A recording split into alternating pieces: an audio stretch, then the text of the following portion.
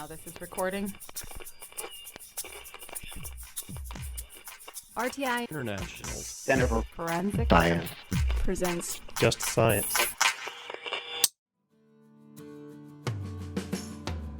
Welcome to Just Science, a podcast for justice professionals and anyone interested in learning more about forensic science, innovative technology, current research, and actionable strategies to improve the criminal justice system. In episode 5 of our Research and Considerations for Sexual Assault Cases season, Just Science sat down with Marya Simmons, founder and CEO of Shift in Notion Consulting, to discuss supporting male survivors of sexual assault. One of the common misconceptions about sexual assault is that it is always a male perpetrator and a female victim. However, research suggests that this isn't always the case. Marya Simmons and many advocates like her work to improve outcomes for sexual assault survivors, regardless of race, gender, age, or sexual orientation. Listen along as she discusses myths around sexual assault and best practices for supporting male survivors in this episode of Just Science. This season is funded by the National Institute of Justice's Forensic Technology Center of Excellence. Some content in this podcast may be considered sensitive and may evoke emotional responses or may not be appropriate for younger audiences. Here's your host, Tyler Rabel. Hello and welcome to Just Science. I'm your host, Tyler Rabel with the Forensic Technology Center of Excellence, a program of the National Institute of Justice. Today we'll be discussing male victims of sexual assault. To help us in this discussion is our guest, Ms. Marya Simmons. Marya is the founder and CEO of Shift in Notion Consulting and is a nationally recognized victim advocate and trainer with a specialty in the formation of multidisciplinary teams and sexual assault response teams. Marya, it's great to have you back on the podcast. How are you doing? I'm doing great today, Tyler. Thanks for having me back. So, Marya, you were a guest on Just Science earlier this year in a mini-season we had in honor of Sexual Assault Awareness Month. We talked a little bit about Shift in Notion Consulting. Could you give us a brief reminder of the organization so we have a starting point? Well, Shift in Notion was founded when I made a decision to shift my career and grow personally and professionally. I wanted to broaden my scope and my expertise in reaching broader audiences with my training. So it was the perfect name for me because it stands for everything that I try to influence others to do, which is change our way of thinking positively instead of negatively, getting rid of doubt or fear of trying something new, and just transforming how we do things, how we think about things, and how we treat ourselves and others. The mission and purpose behind Shift in Notion is to educate, advocate, and influence a positive change by transforming thoughts of perceived expectations that we may have. So it sounds like Shift in Notion then had a very busy year because of that, if we're constantly trying to shift the way we think about things. And as we're in the middle of a pandemic, 1.5 years in, what's it like being an advocate in the middle of all this? Well, I want to first start by recognizing that many agencies during the pandemic may have had to cut vital resources and staffing due to the pandemic. In addition to that, there were significant funding cuts and staffing cuts across the board, which devastated many agencies and organizations who support survivors of sexual assault and domestic violence. Many agencies may have and may still be working remotely while working with victims instead of meeting in person. So when doing direct services, when I was building rapport and trust, was strengthened when I met with victims in person rather than over the phone in my experience. But either way, I made it work. It is still about meeting a victim where they are to the best of our ability. However, during the pandemic, it's also been an opportunity to be more creative and convenient in meeting victims where they are through virtual platforms, which can reduce anxiety about meeting in person and allowing victims to engage where they're comfortable. And that can include the ability to connect with victims through telehealth support as well. It does seem like a large part of that was about removing barriers, right? Especially for people who can't travel now, as opposed to couldn't travel before. It's a great opportunity to kind of revamp the way that things are done. So I want to dive right into the topic. Oftentimes, when we think about sexual assault cases and survivors, victims, we think about male perpetrators and female victims. But males can be victims of sexual assault as well. Marya, can you clarify a little bit as to why, as a society, we typically don't think about males as victims? Well, I believe that there is a significant lack of awareness and education around the issue. We often hear about female victims, so that's where we are most commonly thinking that female victims are the only victims in this context. But those of us who work in the field and engage in support with victims of sexual assault, we live and breathe this work. We understand that male victims are victims of sexual assault and violence, as well as females. Then you also have individuals who may not believe in sexual assault and that it can happen to men, that men are strong and can protect themselves, or the belief in myths or bias. The reality is that sexual assault and rape are about power and control, not that the offender is attracted to the victim or that they want to have a romantic relationship. It's about dominance and self-gratification. Marya, I know that RAINN reports over 460,000 sexual assaults happen each year in the US. How do these numbers break down in terms of special populations, vulnerable populations, and stuff of that nature? If we factor in vulnerable populations such as the LGBT plus populations, 21% of transgender, genderqueer, and nonconforming college students have been sexually assaulted, compared to the 18% of non-TGQN females, according to RAINN as well. We must also attribute developmental disabilities, individuals with mental health or chemical dependency. And another main factor is a breakdown of boundaries due to past trauma. These numbers, are these underreported assaults, or how do these come into the equation? Well, I think that these cases are associated for all the reasons that I just discussed. And in addition, involvement or previous involvement with law enforcement, fear of the criminal justice system and the criminal justice process are also key factors. So when you're entering the criminal justice system, it could be a lonely and isolating experience, especially when victims are not provided with resources and support, or they do not know that there are resources and support available. Some may not have never told anyone about what happened, or they may fear that they will not be believed, or that they may be retaliated against, or that they could have feelings and thoughts of shame and guilt, which are all common. Right, there are these very common stigmas about masculinity, right? That men should be strong, that men should be able to protect themselves, to the point where it does create like a toxic kind of situation. And talking about straight men, we're talking about gay men, we're talking about trans men. All of these barriers can prevent a victim from reporting. But do you think they're magnified even further for male victims? I do. So, in addition to everything that I just discussed, adding on additional layers of what happened after reporting, telling what happened to multiple strangers, or having to tell family members or friends if their case moves forward, or just fear of being judged or discriminated against definitely magnifies those barriers. But that is why it's so important to ensure that we continue to talk about these issues and challenges so everyone can understand that anyone can be a victim of sexual assault and that all victims should be treated with dignity and respect, no matter who they are. There could also be the denial or misbelief that they have been sexually assaulted. And so validating and rationalizing how a male victim may feel, or just kind of just dissecting, some of the thoughts and feelings that they are having and helping them to identify what they've just experienced, and that there are outlets for them to be able to process what happened to them could be another barrier as well. In the vein of barriers, and we mentioned a little bit about some of the rape myths, are there any other ones aside from, you can't rape men? Any other rape myths that maybe we need to talk about or dissect a little bit? Well, I think that the myth of men being strong and that they should be able to fight back is another myth, that they should be strong enough to be able to fight back and protect themselves. In addition to the topics that we just discussed, there are multiple layers and barriers that exist as to why that may not have happened. Again, the power and control of how offenders are seeking their victims, developmental disabilities, children, the elderly, especially when you're impacted by mental health and chemical dependency diagnoses. That's definitely a vulnerable leverage that offenders seek and that they look for and take advantage of. So then, how do we remedy this? Is one of the first steps breaking down these myths? Is it providing avenues for open discussion about them? How do we fix this? I believe that continued awareness and education on sexual assault is vital in trying to break down the barriers and myths that are circulating within society, and just the disbelief that it can happen to men and females, not being afraid to talk about it. Because if we don't talk about it and deny its true existence, then society stays stagnant. But I think that if there is a transformation in how society thinks about sexual assault and violence, that there can be a collective acceptance in the fact that sexual assault and rape are never the victim's fault. And we must shift that thought process and put the blame where it belongs, on the offender, and holding them accountable instead of a victim.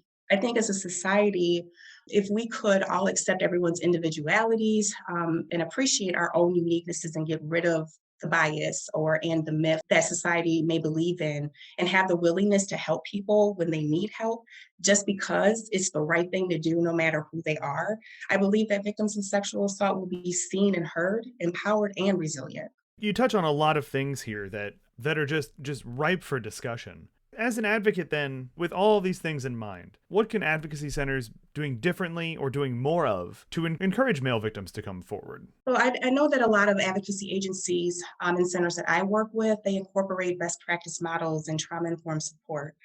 But if there are centers that don't, it's important to ensure that there are gender-sensitive policies and practices in place in providing a safe space for male victims to come forward.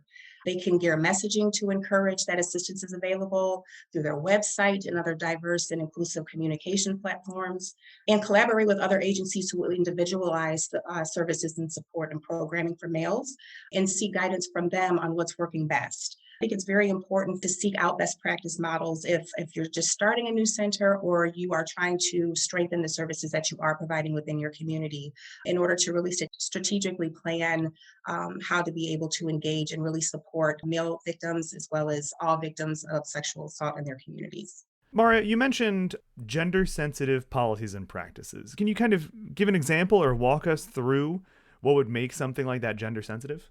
Well, I think it starts with the welcoming process. When you have any survivor coming to your door seeking assistance, it's about your initial contact. It's about making sure that you're building rapport in order to build trust with victims and survivors.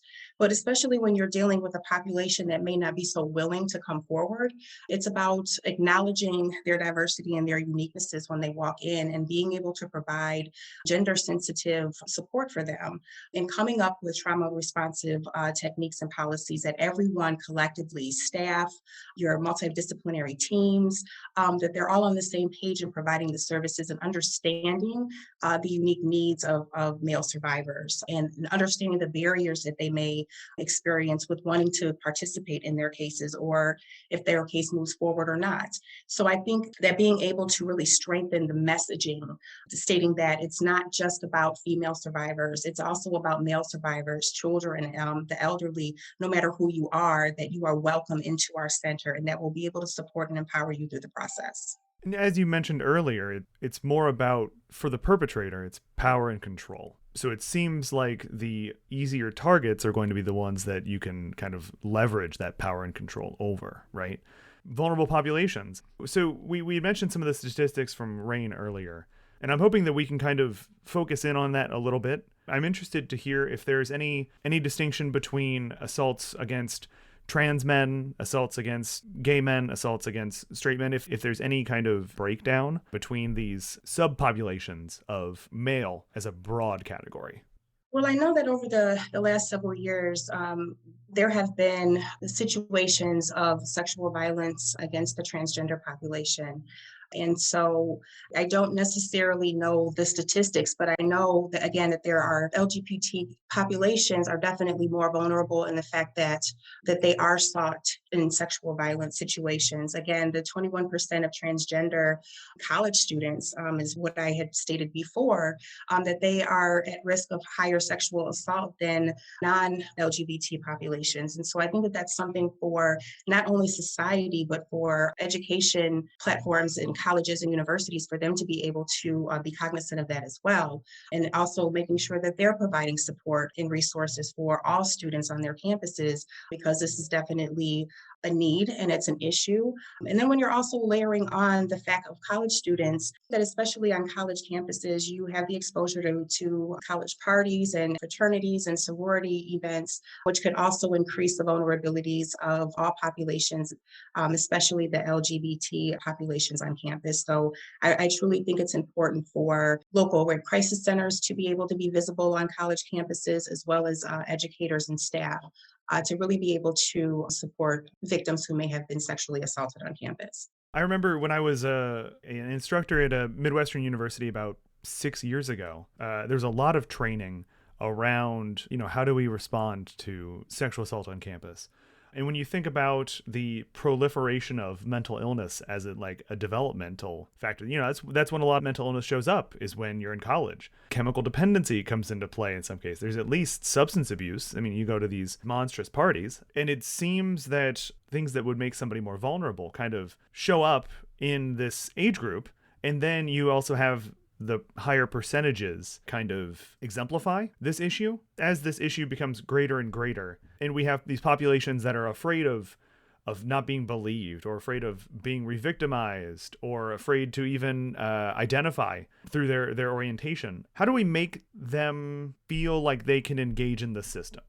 Well, I think it's about having cultural humility. I think it's about really just diving into the importance of being able to support survivors through the process, and really just encouraging them to let them know that there are people that care, that they won't be judged, and that we as society, that we as professionals who engage with male survivors, that we look through a lens of humility, that we engage with them with true authenticity, and that we give them the strength and the courage to be able to participate in the process however they would like to participate in the process, and whatever that level looks like, because we know that justice looks different for everyone. And so it's okay, if they are reluctant to engage initially. It's okay if they engage initially at the beginning and then they may not so much as the case progresses. But I think it's about that support that they get and knowing that they can reach out and seek the help when they need it and how they need it. For those listening at home, we do have a previous episode about sexual assault on college campuses. Just the facts about campus sexual assault. We actually talked to a researcher who shed light on the problem of sexual assault on college campus and prisons. So if anybody is more interested in the topic, we can link that on the podcast page. But Marya, you mentioned that justice means different things to different people. And as far as supporting male survivors, how can advocates support the healing process, especially if their case isn't moving forward? I know as a victim advocate, it's about ensuring support and communication consistently throughout all involvement. It was common for male victims not to reach out to ask questions or want to necessarily be actively involved in their cases. So if I didn't reach out or stay in touch, I could have easily lost contact with them at some point in their case. So it's about keeping them informed about the status of their case. And if it doesn't move forward, make accommodations to discuss the details and why, if they have concerns about why their case is not moving forward. I often had conversations if the case was not moving forward with victims, along with the detective or investigator, or even the prosecutor, so that the victim had the opportunity to ask questions and receive accurate information from each party. It's also important to validate and empathize, as I talked about before. They may not know how to express themselves. They may not know how they're feeling, but showing them that they are not going to be judged, allowing them a safe space to be able to express their feelings and thoughts, it really influences and strengthens the advocate's ability to be able to build trust and rapport. Put in the effort and have patience with the process. You may be the first person who has actually shown them that people actually care. And so it's about the genuine connection that you are trying to be able to provide for victims to know that they're effectively and efficiently supported throughout the process. That all makes perfect sense. I was actually in a training yesterday about trauma that talked a lot about the things you're saying, providing this safe space, validating their experience, and recognizing that trauma kind of affects everybody differently. And what may be traumatizing to one person might not be traumatizing to the other. Trauma shows up differently with every victim. And so understanding trauma and being cognizant of bias and barriers, and definitely increasing and enhancing knowledge and skills around diverse topics definitely strengthens the techniques in victim engagement. For sure. I want to talk a little bit about repeat victimization. So we see a pattern in female victims. They become repeat victims. So do we see this? Like, if a male is offended at a young age, are they more likely to be assaulted as an adult? Is there a pattern of re-victimization? Well, I think that there is the potential for re-victimization with any victim. As I had talked about earlier, there may be a damaged sense of boundaries, especially if there has been past trauma. And so boundaries may be truly impacted if there has been any type of past trauma or sexual assault. And from my experience in working with victims is that they may be more vulnerable to being victimized because of prior victimization. We're also talking about re-victimization of engaging with within the system as well, or with other professionals, how they may be judged or engaged with when they're working with other professionals or in other systems.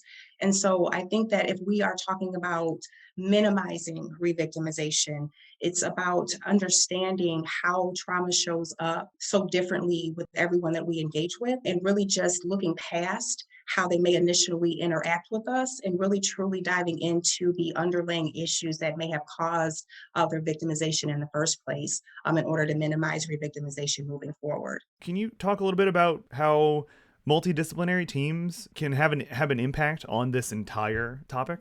Leaning on each other for expertise. We all have different roles and expectations, all the way down from medical professionals, law enforcement, prosecutors, and victim advocates.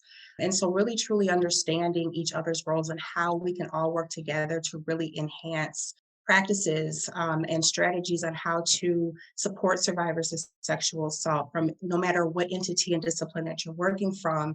Collectively being on the same page is one. I also think that training is another component that is vital in making sure that multidisciplinary teams are on the same page as well, because if we are all individualizing trainings based on our discipline, then we're missing out on knowledge on the other disciplines and how they're engaging with victims and their expertise in engagement with victims. Working together, coming together to the table, sharing ideas, asking questions, and really understanding how each individual can really support the process together.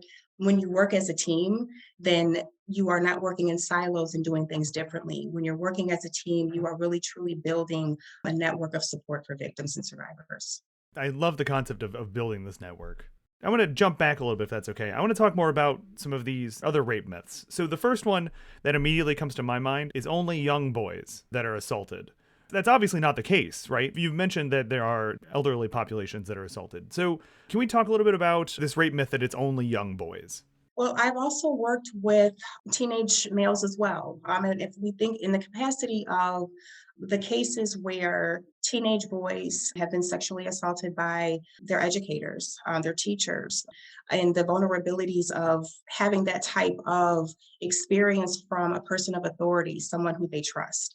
So I worked with male survivors in that capacity. I've also worked with elderly victims who may have been in nursing care facilities and or that were in the care of others and relying on them to be able to take care of them and who may have been taken advantage of. So there's definitely not just a population of young boys that are being sexually assaulted, but it goes across the spectrum. And I think that if we're able to actually see and look into the different avenues that they may have exposure, students that may have been sexually assaulted by a sports coach. I've worked on cases that way as well. So it's really not just allowing our thoughts or beliefs to think that it only happens to a certain population, that it can happen to any population, any age, that I think that we can broaden our understanding and our acceptance of the issue and the topic as a whole.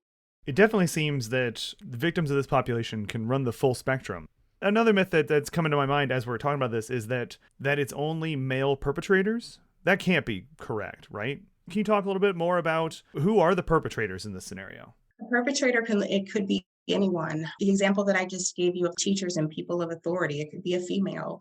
We also know that there have been a lot of cases in the media over the last several years where female teachers are engaging with or have engaged with male students, thinking that it was appropriate for that type of relationship. But then when the exposure actually comes of these types of examples that I'm talking about, a lot of the times the shame and the guilt that the teenage male victim may experience could look like minimization. And sometimes it could just be fear of thinking that they did something wrong and not really putting the blame on who the perpetrator was. And so I spent a lot of time with trying to break some of those myths and some of the barriers and trying to engage with them. I saw a lot of shame that they were experiencing and really not being willing or maybe have been reluctant to actually talk about what happened because they couldn't conceptualize that it actually happened and that there was a sexual assault or rape that had occurred. There are obviously a lot of factors, one just being perspectives. In terms of the myth itself, the perspective of older female to younger male, or even like peer-to-peer age groups, there's that, I don't know, that filter of what masculinity is. So I can imagine that especially if you were a male assaulted by a female, that might even make it more difficult to come forward, right? Absolutely. Because as a male, I think society has entrenched this thought process that females cannot be perpetrators of sexual assault, and that there is an acceptance that having an older female in a situation being the perpetrator against a male victim is not considered rape or a sexual assault. And due to the responses that may occur during the assault, which is another myth, that our physical being, when it comes to a situation like that, we may not be able to respond in the way that our head is telling us to. And so saying that you didn't fight back or that you weren't able to stop the assault from happening is another myth that I think should be broken as well, because it's a natural response that may not be able to be controlled in the event that situation has occurred. Yeah, the effects of trauma can be instantaneous. Shutting down, disassociating from the event. The initial response could be to freeze and not respond by fighting back or leaving the situation. I've worked with victims who have not been able to respond verbally or physically during their assault, which really added on another layer of just guilt for them. Why couldn't they? And really trying to rationalize that common conception that you were able to respond to a situation that you had no idea that completely struck you where you weren't able to respond is one thing. We all try to think about how we would respond in certain situations, that we would do A, B, and C. But actually being in a situation, it looks a lot different and cannot be an expected response from anyone except for that victim who was in that situation. And they responded to the best of their ability. Are there any final thoughts you'd like to share with our listeners? Anything you want to leave them with today? I think that the golden nugget that I want to leave for today, that as a society, when we hear myths, we need to break them. When we see violence, we need to stop it. Now that we know the issue, we all have the opportunity to prevent it. And so by speaking up and advocating for change, we can definitely shift the way that society thinks about sexual assault and male survivors, victimization, and sexual violence as a whole. That makes sense. Nothing's going to get better if we don't work together to fix it, right? Marya, thank you so much for sitting down with me today, with Just Science today, to talk about these rape myths, to talk about male survivors.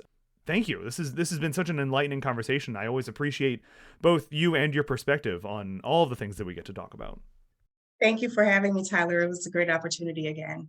So if you enjoyed today's conversation, be sure to like and follow Just Science on your podcast platform of choice. For more information on today's topic and resources in the forensic field, visit forensiccoe.org. I'm Tyler Rabel, and this has been another episode of Just Science. Next week, Just Science sits down with Patricia Powers from Equitas to discuss additional considerations when working with male victims of sexual assault. Opinions or points of views expressed in this podcast represent a consensus of the authors and do not necessarily represent the official position or policies of its funding.